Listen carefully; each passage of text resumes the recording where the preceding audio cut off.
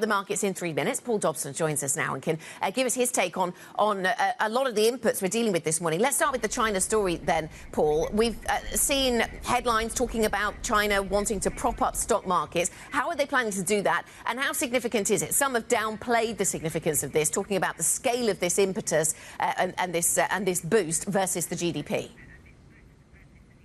Yeah, so the authorities, look set to allow to launch into a new sort of program of stimulus that would use some funds from offshore that are held by various state companies to help provide some support, some onshore money as well, a kind of stabilization fund. And the headline number is pretty significantly big in terms of billions of dollars. I think the skepticism comes from two different areas. One, it's okay, all very well putting in place these sort of measures to prop up the market, but what the investors really want to see is something that props up the economy longer term as well. So there needs to be that policy follow through. And number two, there's been plenty of efforts like this before to prop up the market. Piecemeal efforts like that, tend to give that pop and fizzle, but it doesn't have that sustaining and long-term staying power. So we do have a pop today. We do have, perhaps people covering their shorts, and also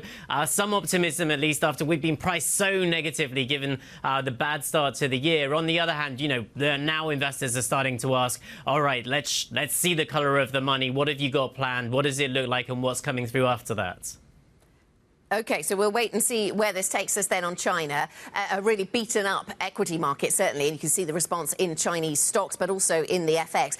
You also see FX moves around the BOJ story then, Paul, and this is interesting because Governor Ueda, saying that it's hard to say how close to the exit they are. They're considering if negative interest rates should be kept, if the price goal is in sight. I mean, it's hard to say how much of this is new, but certainly something that Ueda has been saying over the last 40 minutes or so has pushed the yen a little stronger. Yes, Anna, and you're talking about beaten up equity markets in China. We've also seen beaten up currency markets in Japan this year, where the yen is the worst performing major currency. It's weakened something like 7% before today. So it was due for a little bit of a payback, and the BOJ has given us that little subtle hint that it's getting closer towards an exit from its negative rate policy. They've been talking about gradually moving towards the inflation goal, and now they're saying, if we get there, or if we're confident that we will get there, then we will be moving. So the market's starting to crystallize. March or April, we're definitely going to get that move from the BOJ we've been waiting for.